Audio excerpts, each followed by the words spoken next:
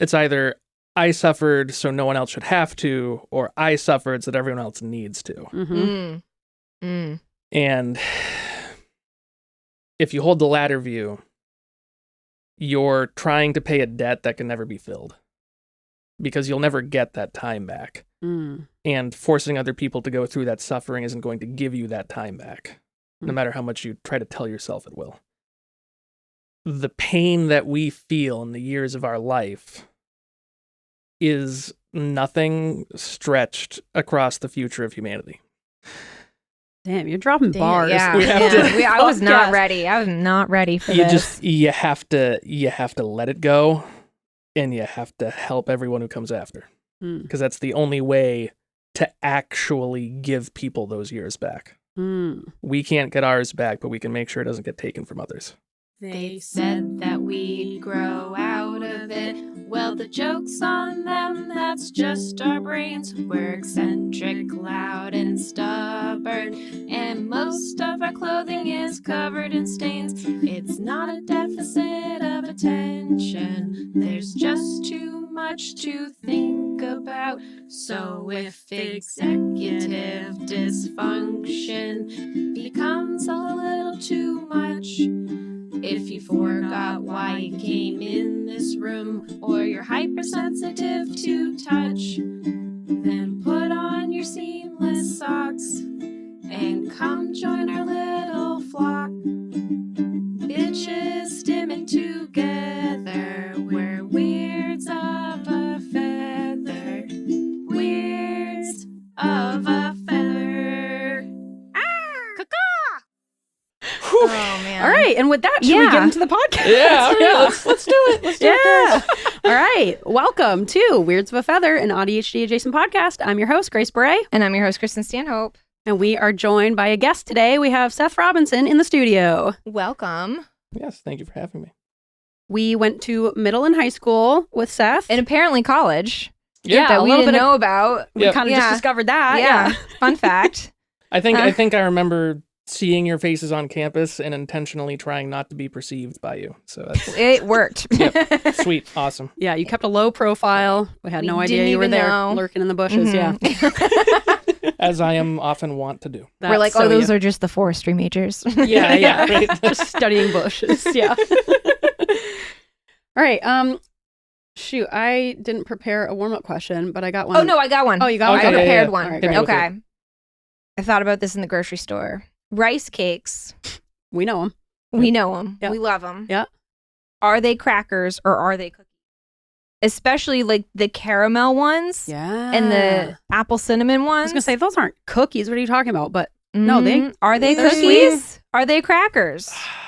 So and where does cookie start or end and cracker start? You know, what's the line? What is the cracker to cookie line? Yeah. So you come here asking me like the hot dog sandwich kind of question. It's different though. It's cracker cookies. Right. So I'm gonna say tentatively, rice cakes are crackers, and my rationale is that the way I'm envisioning the cracker to cookie spectrum is primarily an issue of texture. Yeah, I can see So- that. I think it's too dry and crumbly, more like a cracker. But than a cookies could cookie. be dry and crumbly. And Have they you had the suck, and they're hard? more like crackers. Yeah, Right? no one the likes hard them. Chips Right. Say this should be Yeah. considered a cracker. Those are Right. dry and crumbly, No, not the chewy Not ones. the way that crackers are. I love a dry Chips Ahoy. I'm not Controversial saying opinion. that, I'm not saying that they're I am- bad, but I'm Right? saying if we're going I on love texture trash alone, cookies. there's a lot of cookies that have cracker textures. Yeah, but they're not like a ricey crumble. And I feel like the rice crumble, then you've got Rice Krispie treats. Where do those fall on the spectrum? Oh my god. Well, I see. Cool. Yeah, those are softer because of the marshmallow kind of stuff. I would almost put those in like a cake brownie pastry. Yeah, I would kind of move them in there. See, I often categorize food as being bar or goop, and Rice Krispie treats do actually occupy an unfortunate hybrid. That That is. they are gar or boop. Oh, Yeah. interesting. And actually, we've talked on this podcast about Rice Krispie treats. Because someone had a question about it. Someone asked, and obviously they're neither of these things, and this is where we keep getting stuck of they're neither. But if you had to choose, what was it? Is it a super a salad. Super salad. Yeah, Rice Krispie treat. Super a salad. It's neither is the answer. Neither. But Neither, but I would say, if I had to, I would say a salad. And Yeah, you of would course. be correct, of Yeah. course. You'd I mean, be it's right. actually, Of course. I mean, We if you all think, know this. Well, no, think like it's closer to a salad in the sense of like potato salad. Potato Oh, salad. I wasn't even thinking Right? about potato We're salad. thinking of like See? crumble on We were top. talking- I was Yep. thinking of Thank God vegetable. we brought you here. Yeah, Yeah, good exactly. thing Here I we're am. here. Working out some of these big Well, let me questions go through already. our past warm-up questions now. Yeah, get Seth's input on all of them. So we can have I some knew final that. answers. I knew Right. that freshman philosophy class was going to come in clutch. Right. Okay. Well, okay. Really one paid more. off. One more. Yep, Because here we this go. is a past question. Yep. Centaurs. Mhm. How would they sleep? How do they sleep? How How? do they So, well, horses normally sleep standing up, right? Sure.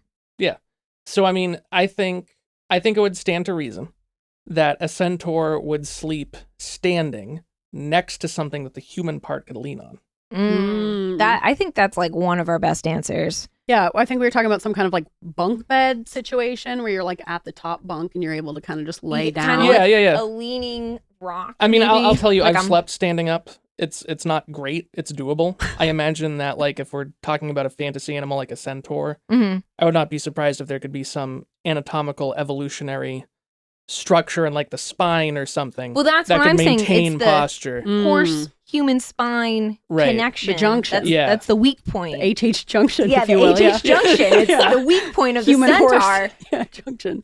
Something I've Yep. been stuck on for like years. You It's specifically like I have been can't. stuck on It doesn't. Yeah, so I mean, I Makes would sense. say like the centaur would, like, you know, like the horse is standing up and like maybe the person is like, Mm. kind of like leaning forward on something. I think that's the answer. Right. It's that, or Ted said, wade into a pond. Into nice a pond with like one of those head pillows. like for the babies Oh, okay. floating. And then Oh. it just kind of floats. Takes I feel pressure off the like- spine, I mean, I feel like that'd probably be comfortable for a centaur for sure. right? That sounds good. I That's- wouldn't want to sleep in a pond every night, though. That's cold. Well, you're Well, not a maybe you'd centaur. want to if you were a centaur. Yeah. I mean, they can't got a judge. whole lot of blood They do. to keep themselves warm. Sorry, Right. I should have. I feel like the So much horse. blood. So much freaking blood. Just- How do you? oodles of it. Yeah, Well, just they're big containers and animals, containers right? of blood. There's just like the bigger the animal, the more blood they have. But I feel like You're they right. would have a hard time regulating human half and horse half because the horse has more like fat and it has more muscle and it has more fur than the human half is kind of like, you know what? I don't Well. So know. consider this, right? I mean, it depends on where the like respiratory digestive anatomy of the animal is stored. Well, this was the other thing we talked about. If we say, for example, that the majority of the internal organs are perhaps kept in the horse section, That's what I said. then the entire midsection of the human could be vasculature. Right. Well, so here's my thought is, and we talked about this on Patreon. Yeah. Mhm. Well, whatever. I think that if centaurs were real, they would have the human part would be a long esophagus, all like the innards, Yep. lungs, heart, horse lung would be in the body of the horse, but there would be kind of like an octopus, a second set of Yep. lungs and heart because it's such a like a Right. big thing and they're fast runners and everything and they have to like have blood flow everywhere, so they have second lungs and second smaller human size heart in the human part, and then the rest of it, all like the digestive tract and reproductives, are in the horse part, Well, they along could- with horse lung and horse heart. That could be also counterpoint giraffes. Well, so giraffes are interesting because their necks, kind of like our veins, have one-way valves. I think also, well, I don't want to say something incorrect. I'm pretty sure their arteries in their neck have one-way valves to help the blood get up there because that's like a huge thing. But Yeah. then they have to be careful drinking because it all rushes forward. Whoa. But not, they have like a safety mechanism. I forget how. But so when they lean forward, it doesn't just like dive into their head and they don't just like black out and collapse. Well, I hadn't really thought Kristen. about Okay, that. so I'm gonna return for a question for you. Yes. So my understanding of anatomy comes to me kind of through secondhand sources, and I think the best way I've learned to model the human body for the purposes of surgery is a way that was taught to me by my friend who's a surgical tech, is what's called the juice tubes and bits theory.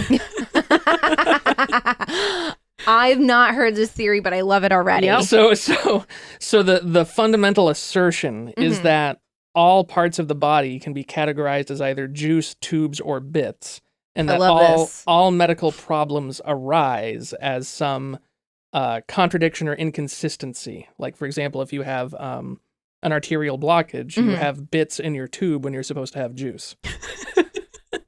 Seems like a really that is great, like the last 4 way. years of my life in vascular surgery. That's all we did. We just had bits where If you're doing a there's- bypass, the juice can't go through the tube, so you got to put new tubes around the bits in the first tube, so the juice gets around the bits. Yeah.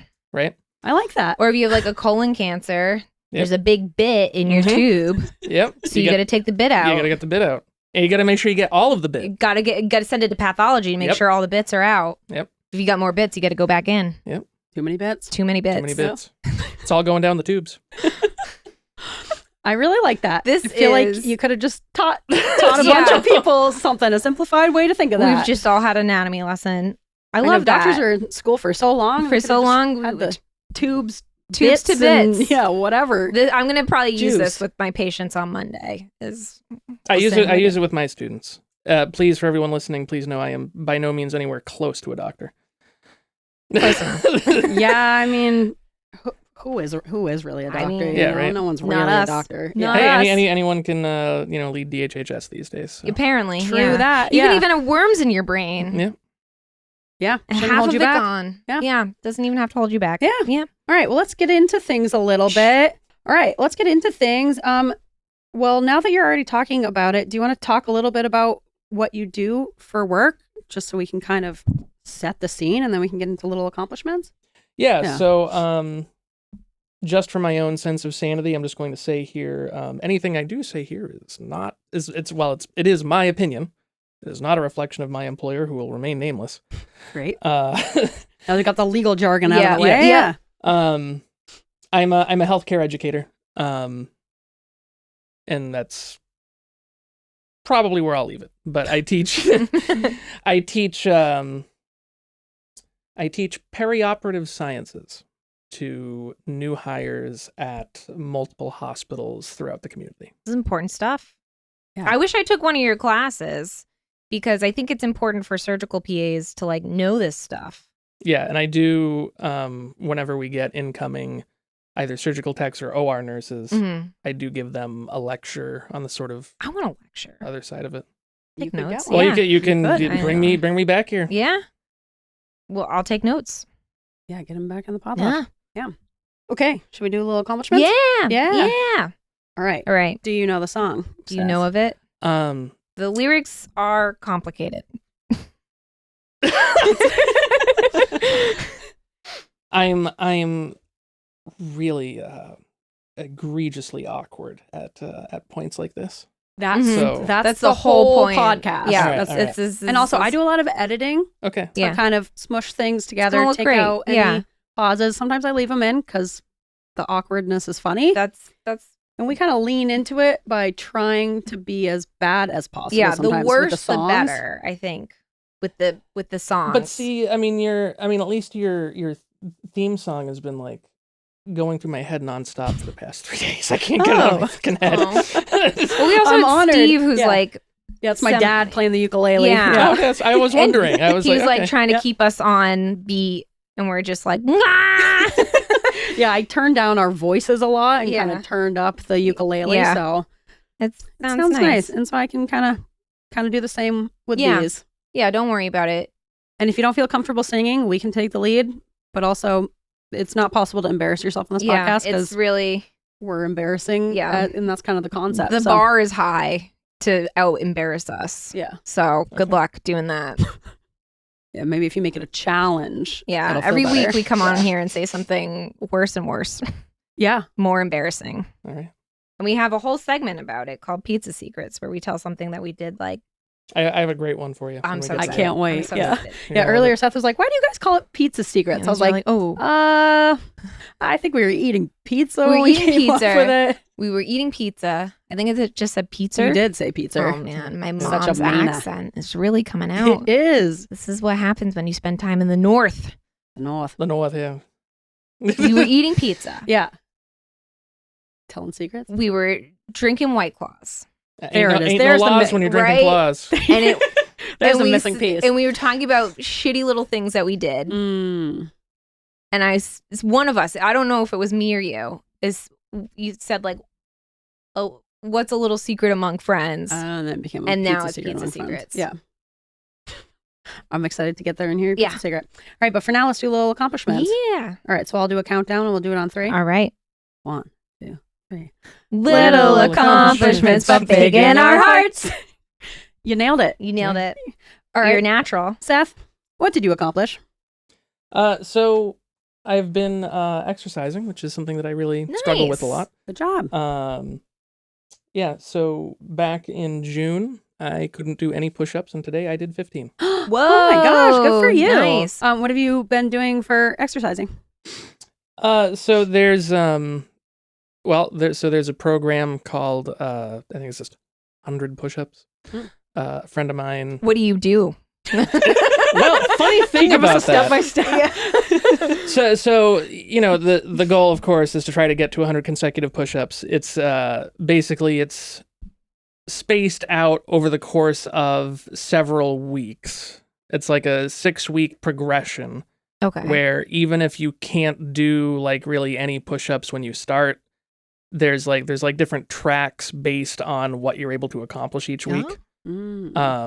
So I've done it before, but I'm older now, and I have not really been physical since COVID because kind of hard to do martial arts when there's a world-ending Yeah, I can imagine that apocalyptic. would be Yeah, kind of put the damper that on would things. be Yeah. difficult. Yeah. So so I'd actually started going through the 100 push-ups program, just doing like assisted push-ups, just like on my knees or whatever.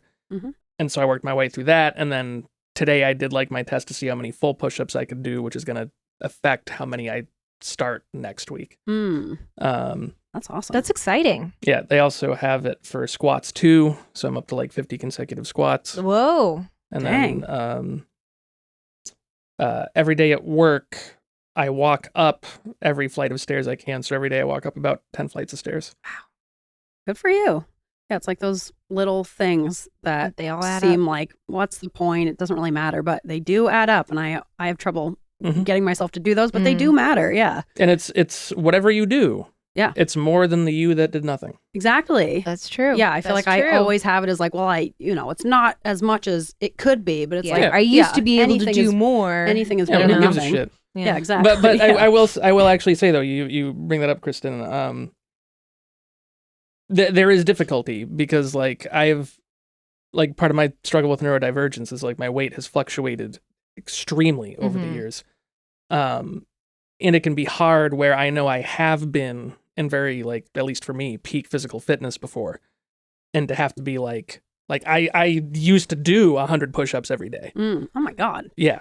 And I don't think I've done 100 push-ups in my life. Yeah, that's a and lot. I got to that point this summer where I was like, I can't do one. Yeah. So there is, there's some emotions you have to work through there, right? And you just have to figure out some kind of framework to tell yourself, like, well, okay, like I'm not where I'd like to be, right?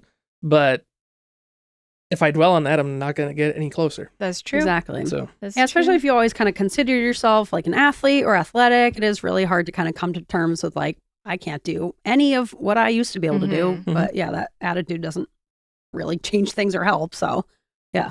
Have you built it into like your routine throughout the day where you do it at like a set point in your routine? yeah, and it's so physical exercise has always been difficult for me because I have like the can't form habits thing. Mm, Same. it's So- very difficult. Right. So like, like you go to the gym, right? You try to like start an exercise program. People always tell you like, it's all right, it'll get easier.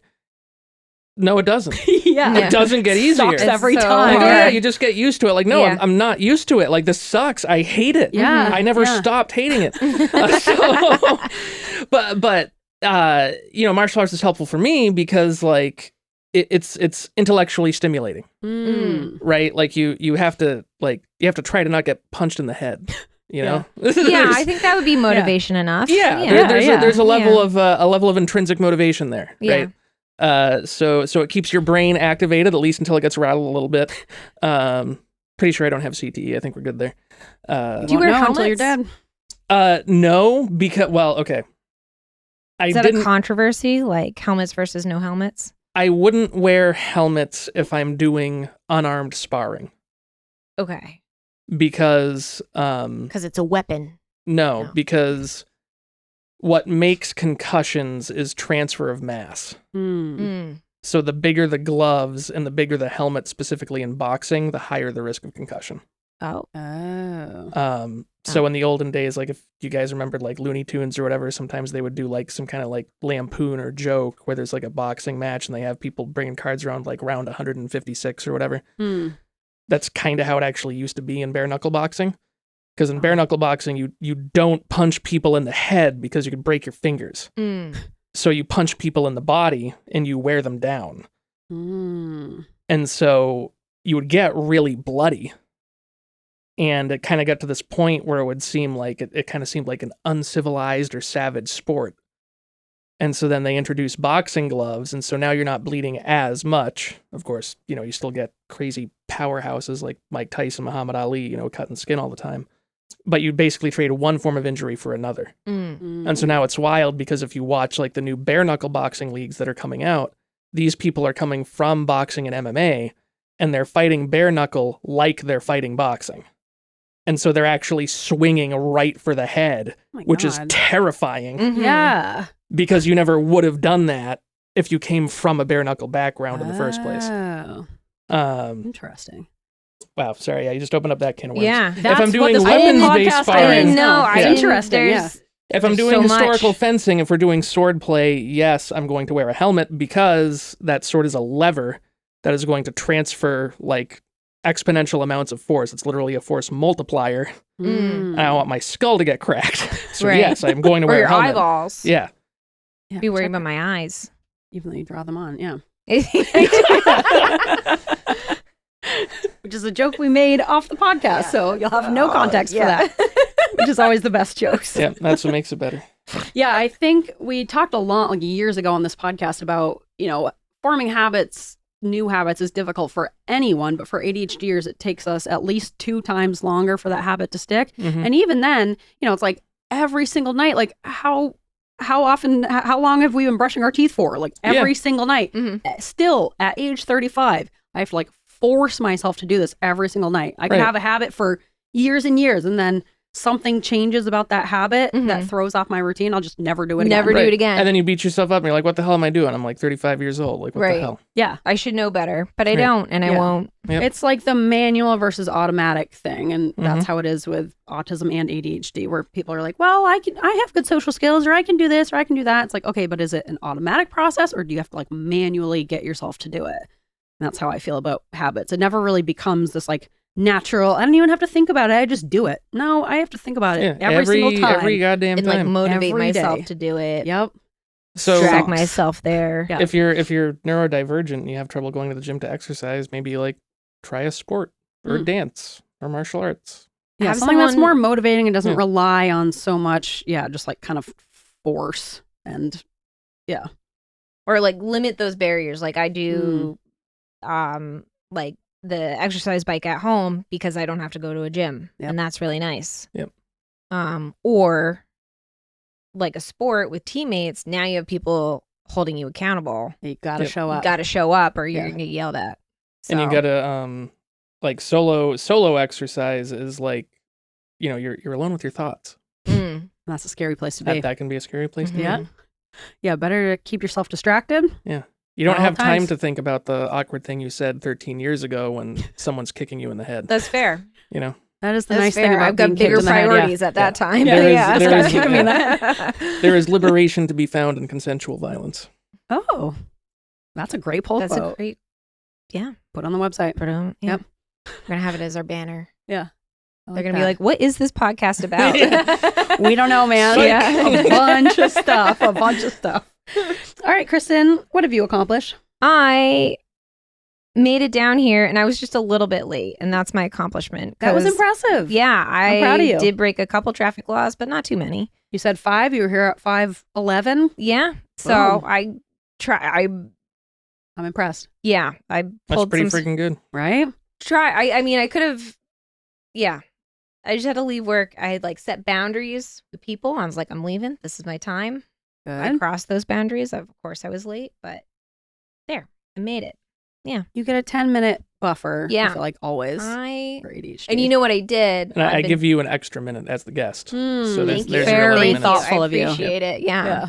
Well, so I had my I'm leaving at this time, no matter what, and that was like probably 15 minutes before I really had to leave, and then I left 15 minutes after. That's a good So, buffer. It's good to know yourself. Tried. So. That's what you have to do at a hospital. Yeah. And I was just like, and then I was finally like, I'm leaving, and I left. So yeah, there we Good go. job. Got Way to here. Hold Made those it. boundaries. Mm-hmm. You're here. Yeah. What did you accomplish?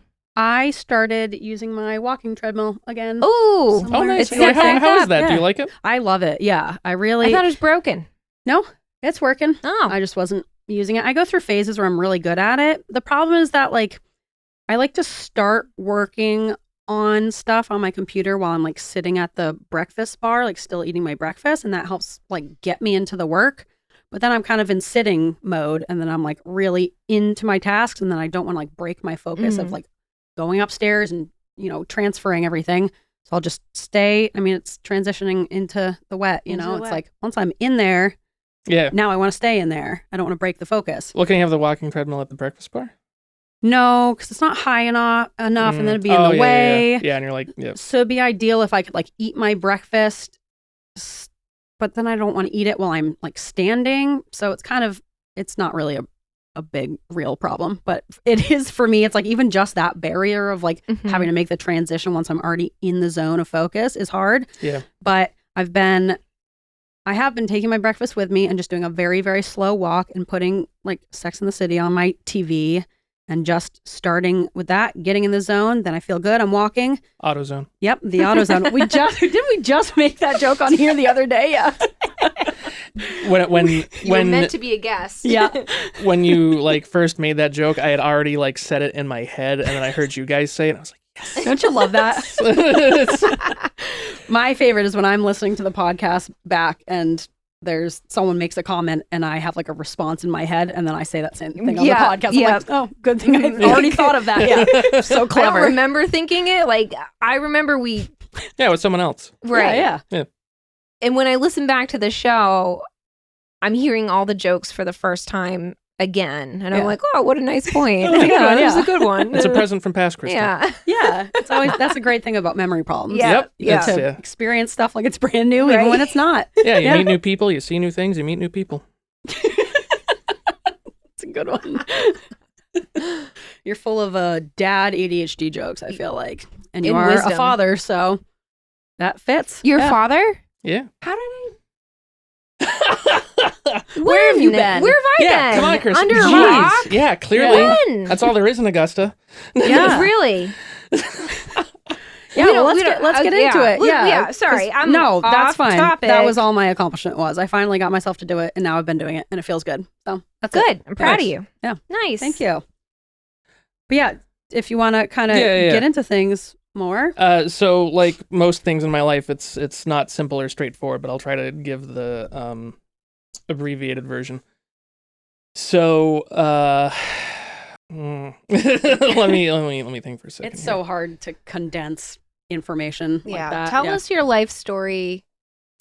Yep. In like 4 to 7 Yeah. minutes. Yeah. So first, about 4,500 years ago, around the invention of writing. I don't know. I'm glad we're starting there. Yeah. Yeah. Don't want to miss this is a thing. all important. Yeah. So,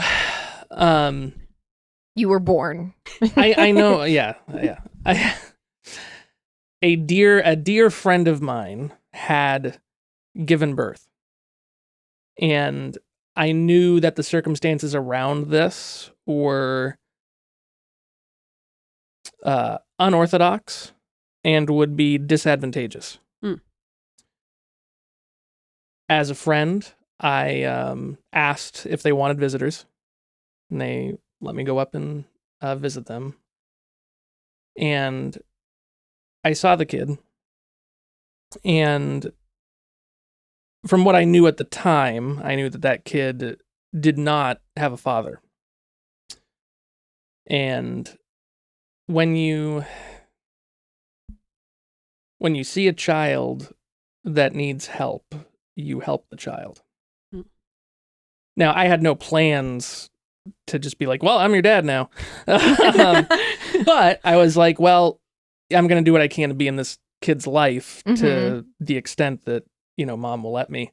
Because, he's going to need some kind of role model or something, and like, with my parents divorcing as a child, I kind of know somewhat of like how hard it is to be a single mom. Yeah. And like if you see a single mom that needs help, you help the single mom. Right. So, I had started spending time with them and our relationship deepened. We ended up getting together. He was born in 2017. I'm trying to piece together the timeline here. I think I proposed to her. I think we were engaged December of 2020.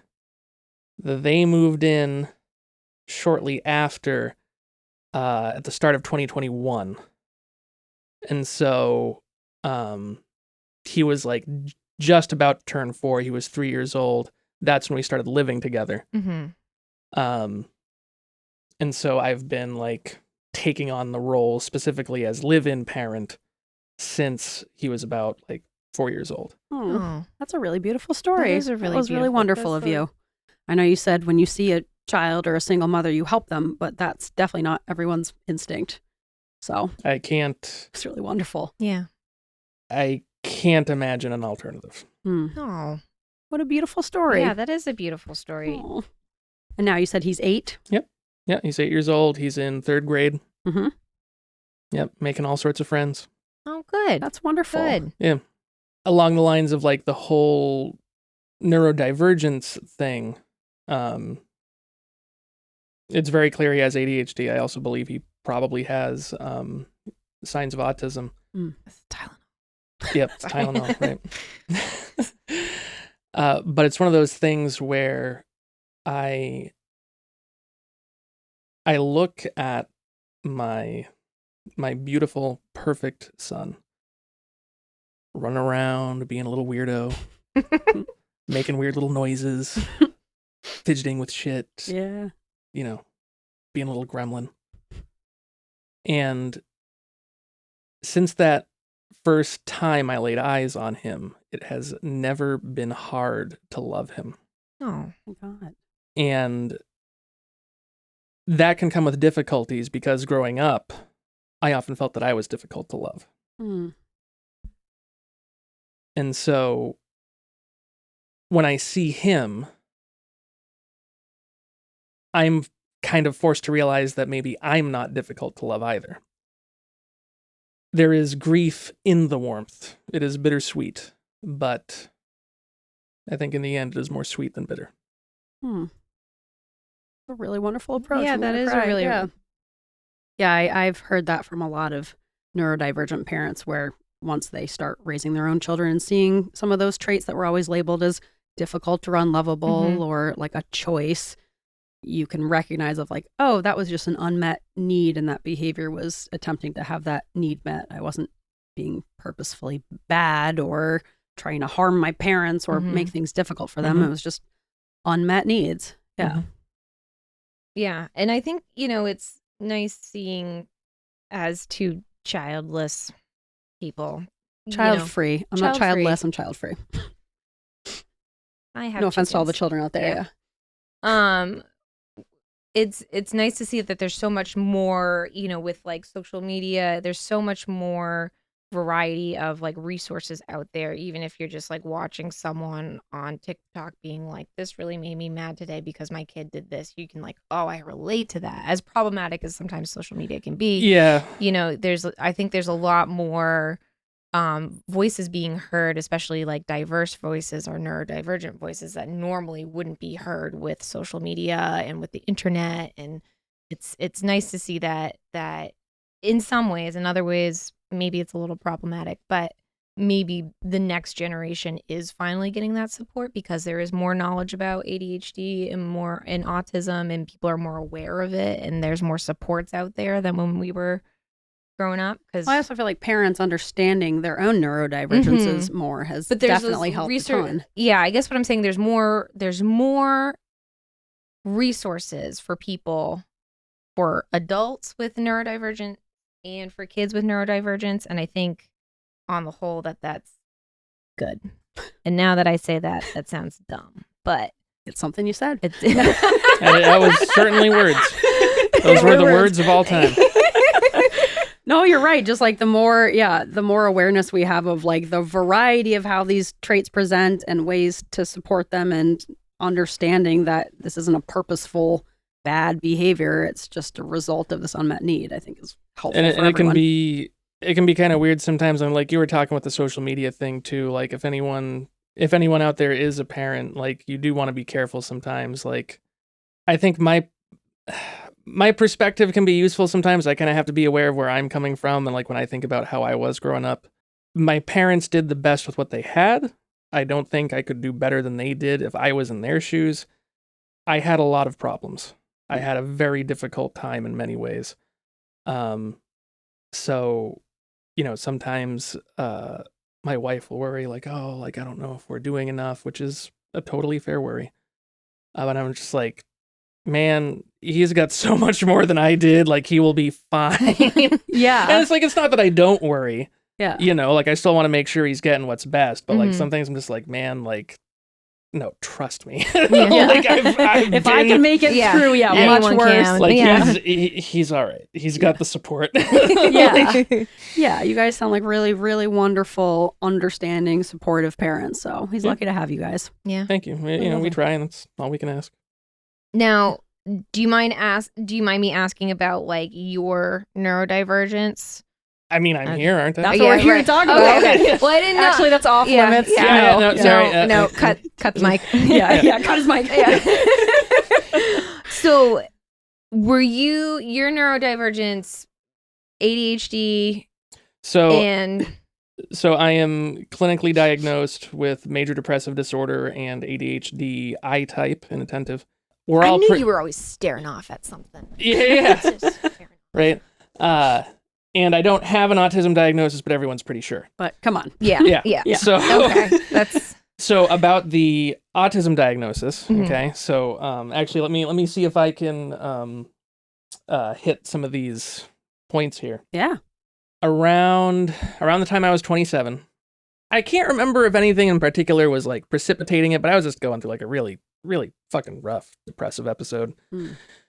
And I got to this point where like it wasn't like anything like out of the ordinary. I just woke up one day and I was just like, hey, if I don't do anything, I'm not gonna be here. So I just kind of like, I don't know, followed this inner drive, and I was like, all right, screw it. Like I don't know what I'm gonna do. I'm just gonna go on Google. I'm literally just gonna type in therapist and just see what happens.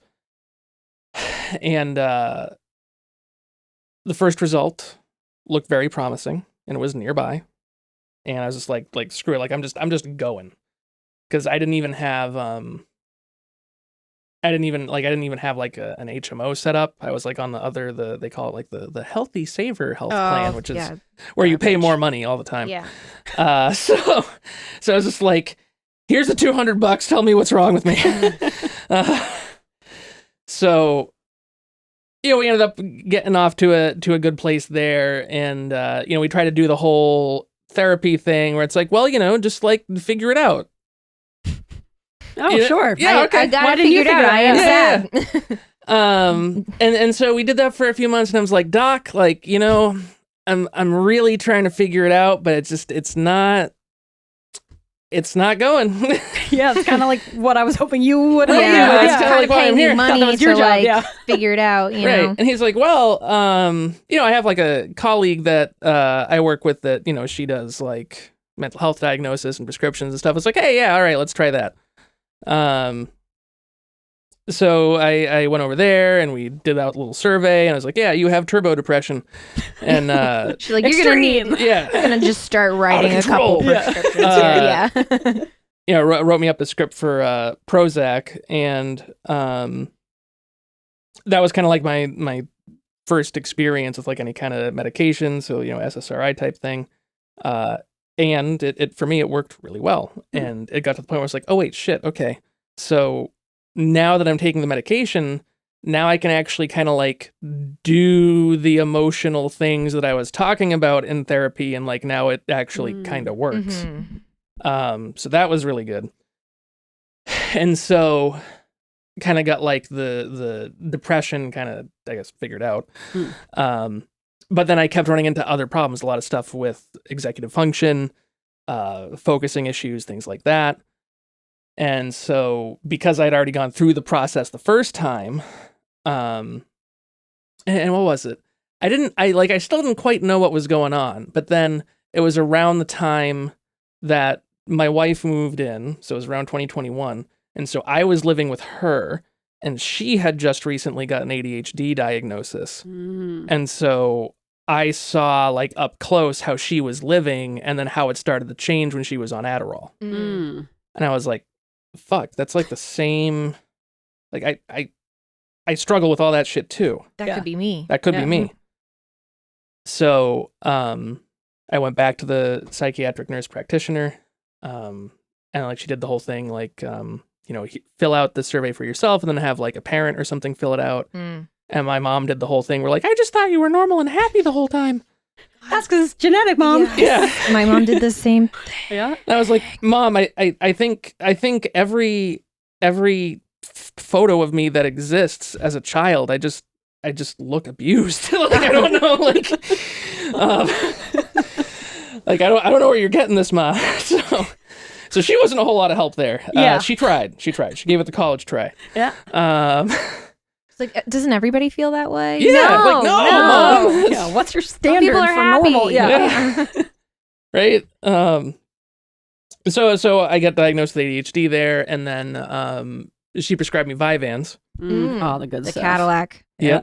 And that was a steely gaze you just gave me. I'm jealous.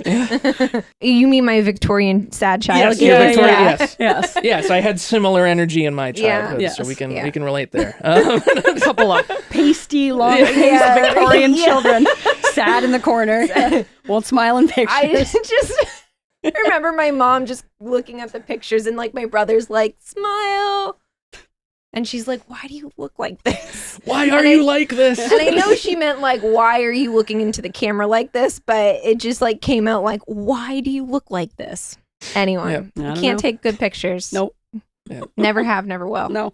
But So with the Vyvanse thing, it was again a lot of my experience coming to terms with all the neurodivergent stuff is it is very simultaneously feelings of like relief and happiness, also intertwined either with sorrow or rage. Because like I took it and I just smiled. Like I smiled naturally and authentically, and I don't fucking do that. And the bees, you know, the bees, The head bees? the head bees. Oh, yeah. Yeah, they stopped buzzing. okay, I'm on track now. Yeah, I was that's lost for why a I little smiled, bit. yeah. I got you. Yeah, all right. Okay. I knew Thank where you. you were All right, going. yeah. Yeah, Pretty you're bees. smelling what I'm stepping in. Yeah. So, so the bees went quiet, and I was like I was happy for like a minute, and I was like, oh my God, like this is great. And I was like, wait a minute. Is this how it is for everyone all the fucking time? Yep. This could have been my whole This life. is how easy it is? Yep. I've been like forcing myself to go through this shit for like the your past life 30 on hard years. mode. Yep. I'm still fucking pissed about it. Like, Yeah. Like, oh, it wasn't just me not trying hard enough. Yeah. It was that Right. everyone's You brains work better. Yeah. because that You was just my have thing to in apply school. yourself. That's it. That's what I Yeah. always got. That's what, you know. He's you very just smart. apply- He just needs to apply Right. himself. Yeah. Just God, needs go to fuck apply- yourself. yes. Jeez. So Oh, yeah. I got that Bring it- all the yeah. time. Yep. Oh, he has so much potential. So potential. Oh my I've God. got so much goddamn I- Has potential. some fucking kinetic potential. You guys for are you right very here, similar. asshole. I was a little different. Well, They're like, yeah. you work really hard, you stupid child who can't read. No, you were dyslexic. Just You had wildly undiagnosed Yeah, they're dyslexia. like, oh, she just doesn't read. Right, and that's crazy because like So what you're describing is when we were Yeah. talking about dyslexia, that's kind of how I felt, like that rage Yeah. and like sorrow. If like someone just like helped me read how a dyslexic would learn to read, like I would, oh my gosh, like I would be that would solve all my problems, but it would solve a lot of them It in would've elementary helped. school. It would have Yeah. helped. I think I would have like gone through life not thinking that I was like a default idiot and that I was just like kind of like cosplaying myself as like a smarter person. Mm. And I think that like that rage is like you're just like, why didn't anybody see this, or why didn't anybody do something about why this? didn't It's- anybody help? help Mhm. me as a child? Like I don't know these things, and you go to these people, Mrs. Friggin' Mrs. Getchell. Her. And she's like, she's just a dumb kid. God. No, it just that when you're describing that rage, I understand it so well. Mm-hmm. And you really, it's an important moment because you have to figure out, what am I going to do with that? Because perhaps. And so he perhaps. started murdering. Yeah. and Yeah. yeah, And so that's this when is I our just started first serial blasting. killer. Yeah. So, He's got goals. Yeah. He's focused now. He can really focus on those goals. but when you feel that rage, right? That is what can turn us into monsters. Mm. That is what can perpetuate oppression. That is what can burn away whatever hope there is for the rest of our lives or the lives of the people around us. Because like that classic thing, right? Like, you know, it's either I suffered so no one else should have to, or I suffered so that everyone else needs to. Mm-hmm. And if you hold the latter view, you're trying to pay a debt that can never be filled because you'll never get that time back. And forcing other people to go through that suffering isn't going to give you that time back, no matter how much you try to tell yourself it will. The pain that we feel in the years of our life is nothing stretched across the future of humanity. Damn, you're dropping bars. Yeah, We have to- I was not Podcast. ready. I was not ready for this. You have to let it go, and you have to help everyone who comes after, because that's the only way to actually give people those years back. We can't get ours back, but we can make sure it doesn't get taken from others. Really wonderful. Yeah. Yeah, I totally agree. And I feel like my rage kind of compelled me to start this podcast of like, you know, and I definitely overdid it for a while where I was just like telling everyone they had ADHD. Not anyone. Everyone who I knew had ADHD once I recognized it in myself. Yeah. You gotta let them come because to I didn't want them to go for 1 second longer How without could you them not know having this? this Yeah. knowledge, you know, to the point where it was like overbearing probably. But it's like once I saw it, I wanted them to see it because it was so life-changing and like what a gift to be able to recognize that about yourself. And it's hard, right? Because you get the radar. Yep. Right? Oh yeah. You know, and it's like you might not know anything about cars, but then like the minute you buy a car and you know what model you have, you see it all over the place. Yeah, right? yeah. And so sometimes, like, I don't know, for me, I just like the way I express it's like I can smell it on you, you know? Just like, Yeah. Well, it's You that know, pattern recognition. Yeah, like even yeah. when we're not conscious that we're picking Right. up the pattern, it's like something about you. yeah, you where get a little same Spot wavelength. it from across the room. yeah. Yep. Some turn a little sideways there. Mhm. Yeah. Yeah. It seems, at least for me, it seems so obvious in like anyone I meet who's definitely neurodivergent. I'm like, And then you're I almost see what's like going on. baffled. You're like, well, how did you not know about that yourself? Yeah. But like, you know, I didn't know. we didn't Yeah. know our whole lives. Oh yeah, you Yeah. only know Yeah. your internal experience. yeah, exactly. Right. So like especially like if you have dyslexia Yeah. and you're reading, and that's like you only know that that's what reading is. Yeah. It like that's the struggle that you have to deal with. Like, oh, that must be reading for everybody. Yeah. They're just better at it than I am. Yeah. I'm Yeah. fairly certain I have dyscalculia. Mm. I don't know for Mm. certain. I think Kristen does too. Yeah. Probably. yeah. There's not a lot. There's a lot going on up here. Yep. It's mixed up. The whole alphabet soup. Yeah. Yep. And it doesn't say nice words when you shake the bowl. No, It's no. usually swears. And it's Yeah. yeah. It's just I want to. It's hard because I wish I could like just spend a day as someone without dyslexia, so then I would know like, okay, this is the standard, and then this is what I'm doing. It's so hard to know what the standard is when you are not the standard, and you can't, and there's no. And you can't even. I mean, you couldn't even watch a video Right. of what it's supposed to look like. Right. Yeah, because your brain is taking in Because the your information. consciousness is always interpreted Especially through if your it has senses. subtitles. Mhm. Yeah. Oh, fuck. Yeah, you got no hope. Yeah. So did you go through the classic thing of where you get diagnosed with ADHD, you get on stimulants, it kind of gives you the executive functioning to be able to do stuff better, and then you realize like, it seems like there's something else going on here. Yeah. So I like I said, everyone's pretty sure. So I suspected and still suspect that I have autism. So I talked to my therapist about it. I talked to my psychiatric nurse about it. And they were both like, we don't really have experience with this. So my PNP referred me to a neurologist for an evaluation. And that was something. So A neurologist? yeah. Is that sending the flag for you already? Were they giving you like brain scans? No. Well, and that's the thing. So like the way it was being described are to me. like Parkinson's. So I think Multiple sclerosis. I think this will make sense when we get to the end. Okay.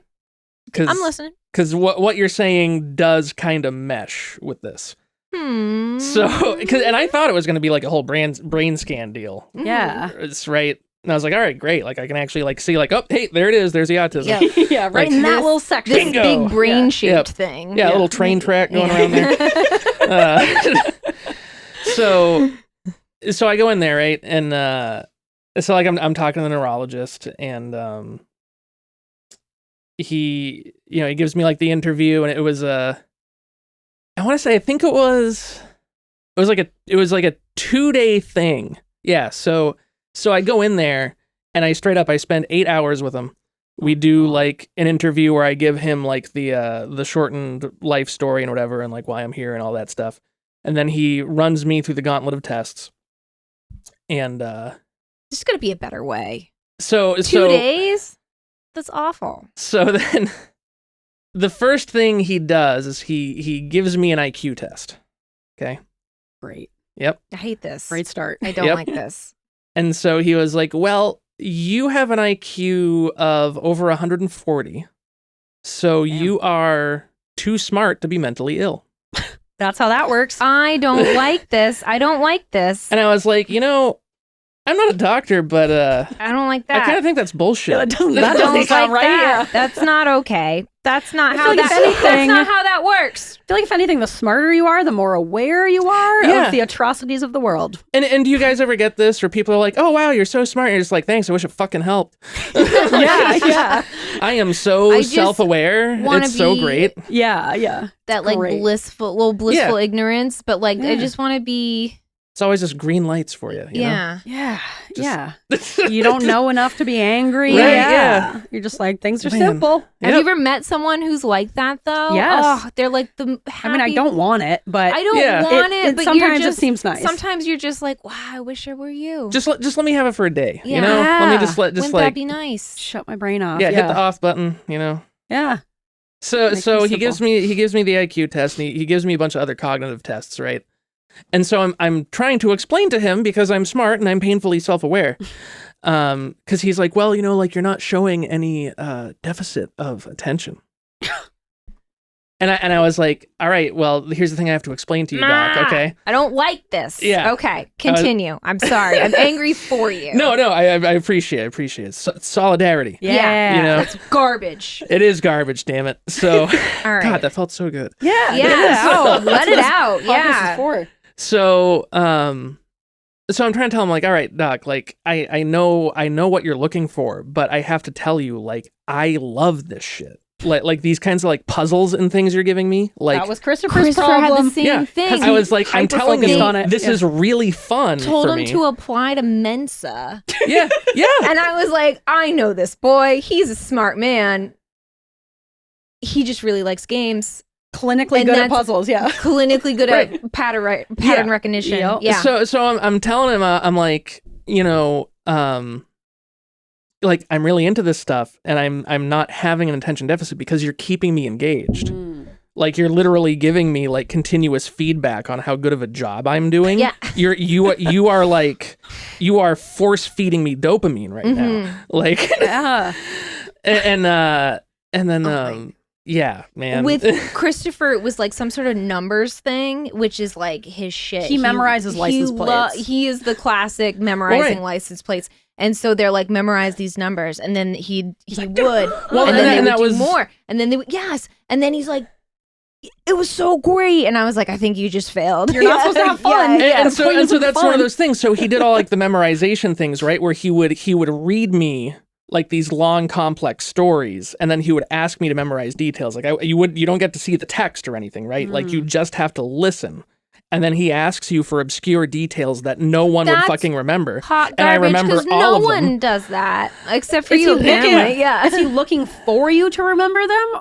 Or is he saying Also, you isn't shouldn't that remember a them? South Park episode? Maybe, probably. I Because don't know. remember when they did like a Ritalin episode? Not that I watch South Park often, but they do have a ADHD episode when Ritalin was new and they were giving it to a lot of children, and it doesn't shed ADHD in a great light. And Surprise. yeah. Yeah. I don't really like that episode, but that was the test. Is they read a really boring book to all these children. The kids fell Yeah. asleep, and they're like, "Oh, they all need Ritalin," and that was the joke. Well, and so his whole model seemed to be about cognitive impairment. Hmm. I don't. And so This guy, is he still okay? so we'll get there. We'll get there. Okay. We'll get there. Simmer. All right, I'm- take your centaurs and hold them. Hold your centaurs. Where's my Nito? Yeah. Have a good squeeze on your This Nito. thing's gonna Yeah. Take it bust out. open. Yeah. He's over in the corner. So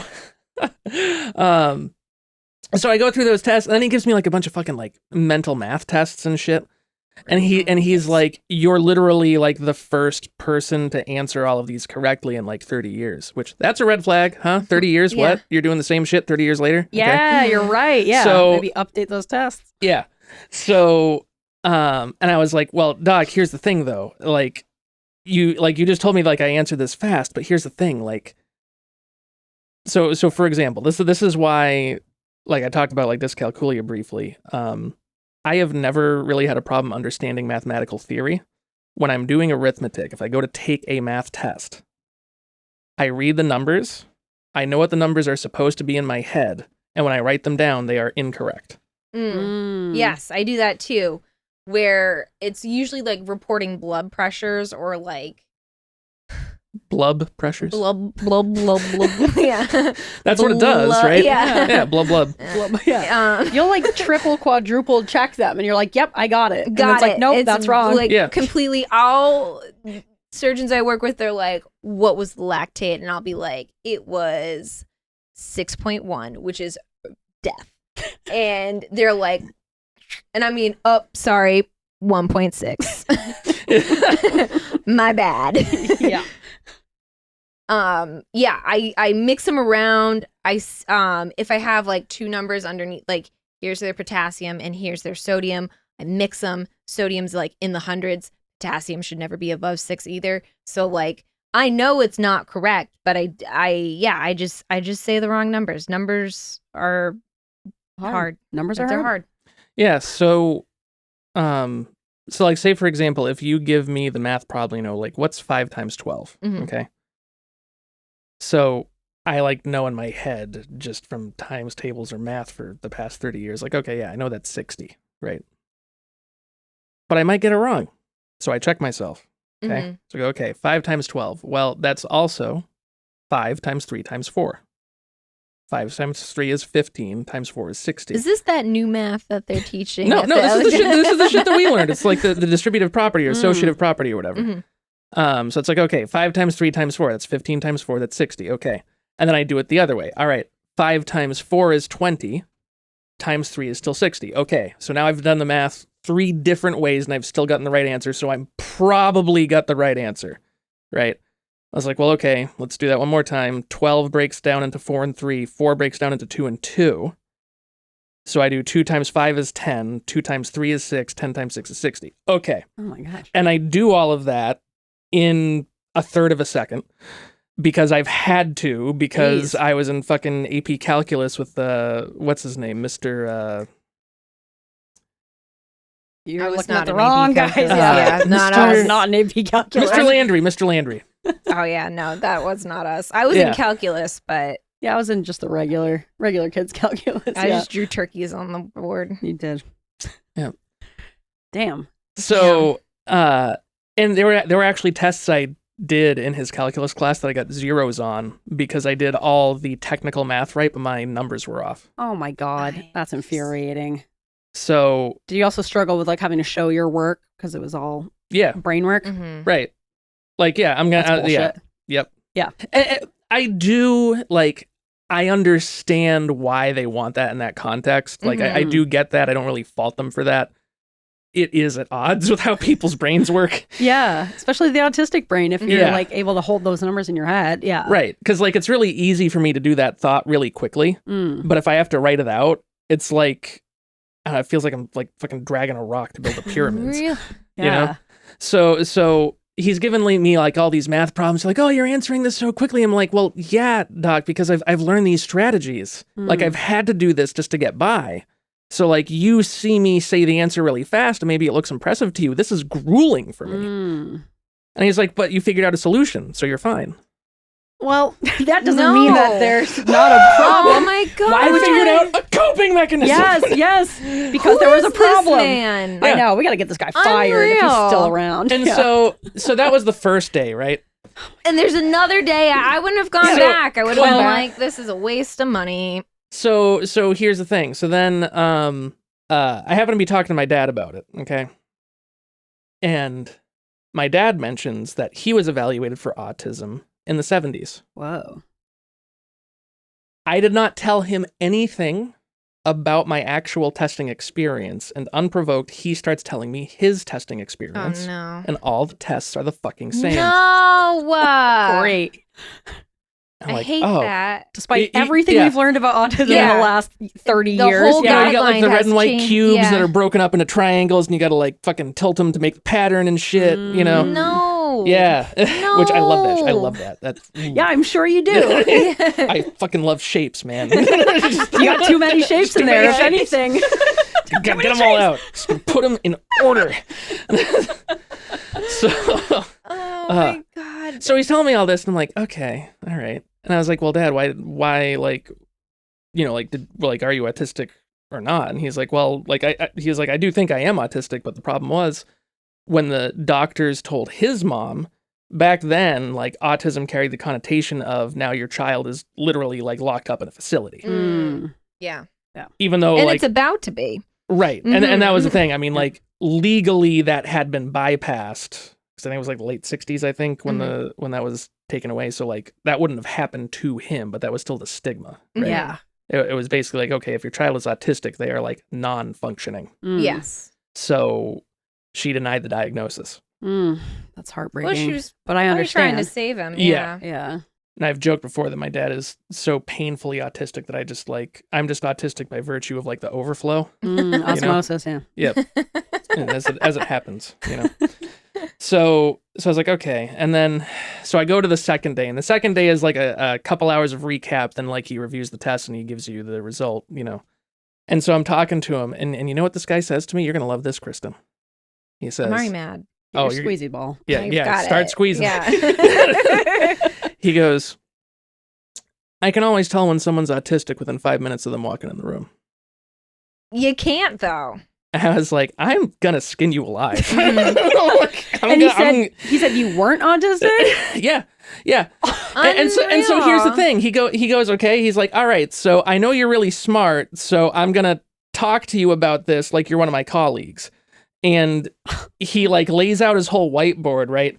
And he talks about the physiological model of how the brain wiring is different for ADHD and autism. And he's like, in ADHD and autistic brains, this, and this. Therefore, people will experience this, and this. And I'm thinking in my head, like, yep, I have all of those things. And then he says, but your testing didn't show any of that, so you're not ADHD or autistic. Like, I'm going to wear you as a hat. So, get on my head. He didn't want to ask you if you have those experiences. Right. No, he just wanted to you didn't test. look at these arbitrary tests. It just says Pepe Sylvia on it or something like that. Like, what the hell? If anything, those tests should have proven you're definitely autistic. And so as he talks through his work and he's talking about his experience with autistic people, it's like, when I see adults present with autism, it becomes very clear now that all of his work is for people with high support needs, really high support needs. Yeah. So I'm like, all right, cool. Low-key ableism. Yep. Yeah. Nice. Yeah.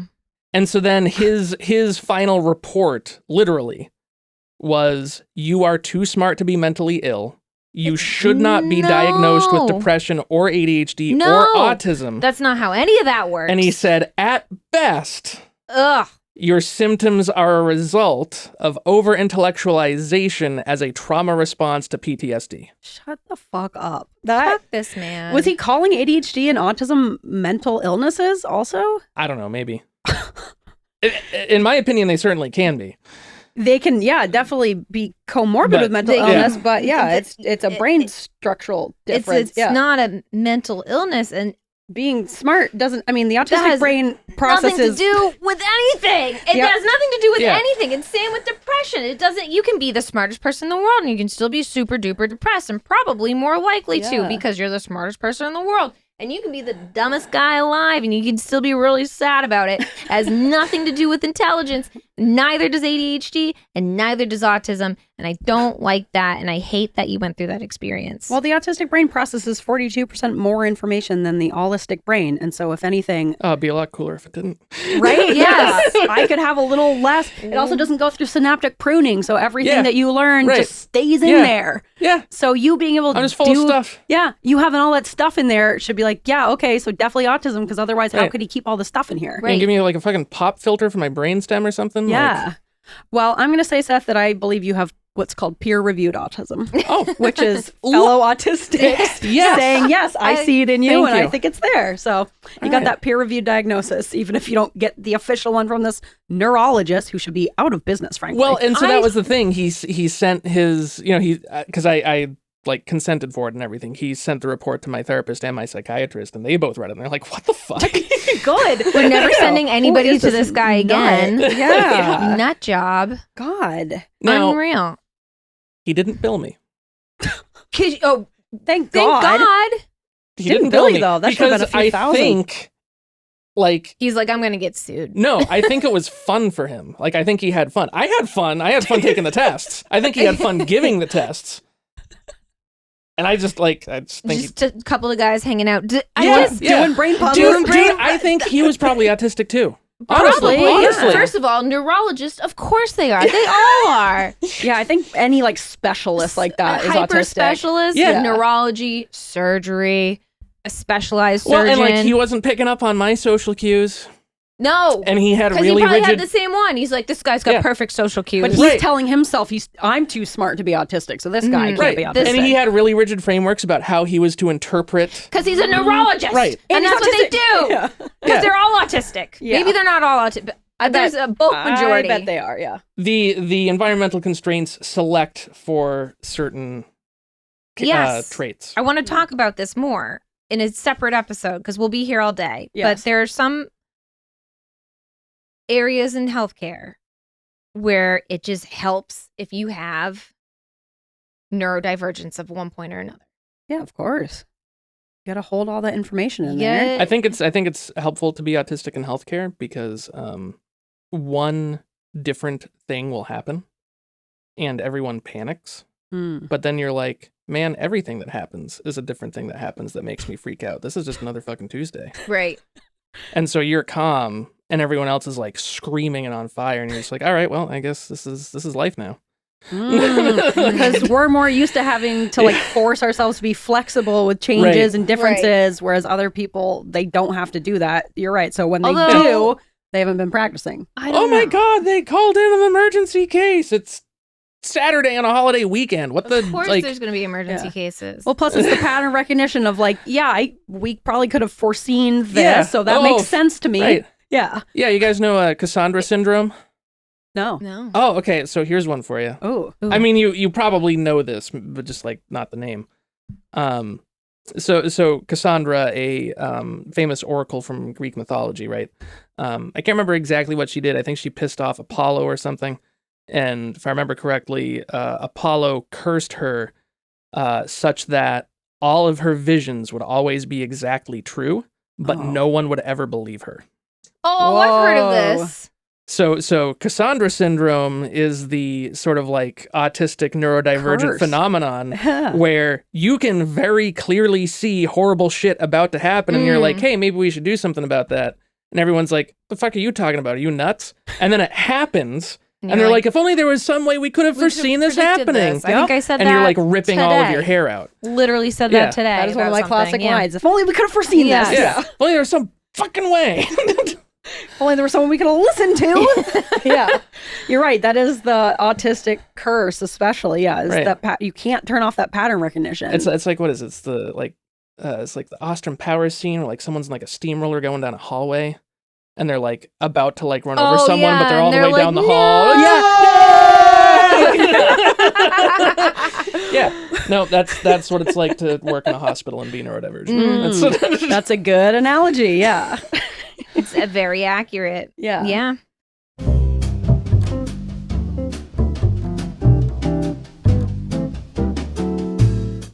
Okay, and like always with these guest episodes, we don't stop the conversation where we should, and we don't turn it into two parts. So we kind of just talk and talk for a 2-hour block, and then I have to kind of awkwardly chop the conversation in half, throw one of these little solo recordings in here by myself, and an intro by myself for part 2 of Seth's episode. But you know what? The convo was just flowing and flowing, and we kind of lost track of time, which is okay. It happens. We have ADHD. I'm guessing you guys understand. So hopefully you're okay with this kind of sudden, abrupt ending to the episode. Sorry it has to be like that, but that is the way we are, and that is how things are going right now. Thank you guys so much for listening. I hope you learned a lot from Seth's episode. Sorry we've been just kind of randomly MIA for the last few weeks. Although I did just see on TikTok just this morning, which I feel like vindication, that there has been a huge recall for generic Adderall and generic Vyvanse, extended release Adderall, especially, which I am on. So I haven't had a ton of time to like dive into that and give you guys specifics on what those are. But I think it was like, there's a few different manufacturers that have recalls because they were just letting stuff in that shouldn't be in there, and the medication isn't consistent from pill to pill, which I'm not sure if my manufacturer is in there, but oh boy, have I been feeling like that for the last few weeks. I literally just said to Kristen, I feel like my Adderall isn't working this month. The pills look different than they were last month. So whether it's I'm on one of those recalled Adderall prescriptions right now, or they just switched my generic to like a different manufacturer this month, because even if the dosages aren't messed up by the factory letting in stuff that they shouldn't, I guess, which is a thing that can just happen, cool. But even then, switching, between manufacturers, even on the same medication, can have different effects. It can have different side effects. It can feel stronger or weaker. And I have been struggling so hard these last 3 weeks, which is when I started taking this new round of medications. So something's going on with my Adderall. I don't know if it's the recall or if it's the manufacturer or if I'm kind of just dying, because I felt like I'm dying. I felt like I've had zero motivation. I've also had this freaking problem with my right eye, which I've had on and off for years and years now, where it will just feel like there's something in it. I'm always fucking with it, and I'm like ripping out my eyelashes. I'm convinced that there's like an eyelash sticking into my eye, and it just ruins my whole day, of course, because that's all I can think about. It gives me like wicked tension headaches because I'm just like constantly scrunching my eyes and messing with it and like closing it and blinking so much because my eyes are just constantly watering, especially in the mornings. I'll wake up and I'll literally have tears dripping down my face, and I can't get them to stop for the first few hours of the day. So not a great way to start your day. It's really difficult to do any work on the computer because my eyes have just been so sensitive to screens, and I'll start crying and crying whenever I'm working on the computer. So that is the main reason why we've been delayed on getting these episodes out. Also, it's really hard to edit the guest episodes now that we're doing video, because I really like the guest episodes, but it's a lot of like switching cameras back and forth. So I really, really have to pay attention and like be super focused on it. And, you know, I have to go back and be like, all right, I need to switch to Seth's camera because he starts to talk there. And then I need to switch back to us. So it just takes me like 5 times longer to do the video editing for the guest episodes, which is fine and it's worth it. But all of those things have kind of just compounded onto me not getting it done. And every week I'm like, all right, this one, you know, it's like where reminds me of New Girl, where she is driving to Spencer's house in the first episode to go pick up all of her stuff from his house. And she like gets up to the house and then does another lap around the block. And then every time they think, all right, this one, she's going to stop. Nope, goes around again. And it's like, you're kind of just waiting for something to happen to kind of make you get going. So every week I've been like, all right, God, I can't believe I missed last week. All right, this week I'll for sure get an episode out. I have to do an episode. And then, nope, I don't. Go back around. Nope, not this time. But this time, hopefully, haven't gotten it out yet. This is the outro. But hopefully this will be coming out today, this Thursday, which that means nothing.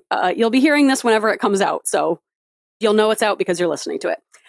Anyways, all of this rambling is to say, I don't know. I'm sorry we disappeared. We are not ending the podcast. I just had to get over this hump of getting this guest episode out. And like I said, I don't want to make any promises because then I'll feel like it's an assignment and then I'll push against it, which is crazy. But hopefully I will have part 2 of Seth's episode out next week. That's really good too. So I can't wait for you guys to hear it. And then after that, Kristen and I have recorded an episode, just the 2 of us, on burnout, which is definitely also part of what this is. I've just had, on top of everything, no motivation to do anything. So we'll be talking about that because she is also going through a really rough time with the burnout. Usually it's like on and off, or one of us is having burnout and the other one can kind of take the lead and pull us through that tricky patch, and then we'll kind of switch on and off. But this time it seems to be hitting both of us at the same time. So that's why we've kind of taken a little unannounced break, but we're back, baby, and we are hopefully back on track. Thank you guys for sticking with us and sticking around, and we love you and we appreciate you, and we're just so grateful that you guys are understanding of our neurodivergent needs, and yeah, we just love you guys. All right, I will get out of here. You can follow us on all the platforms. You know where to find us. Hopefully I'll get back on TikTok and start posting some clips again. And you can watch these full-length videos on YouTube if you're not watching already. So go appreciate my hard work of switching the cameras back and forth because it took me a really long time. And I hope it's worth it. All right, we will talk to you next week. Yeah, see ya. Woo, woo, woo. Okay, see ya.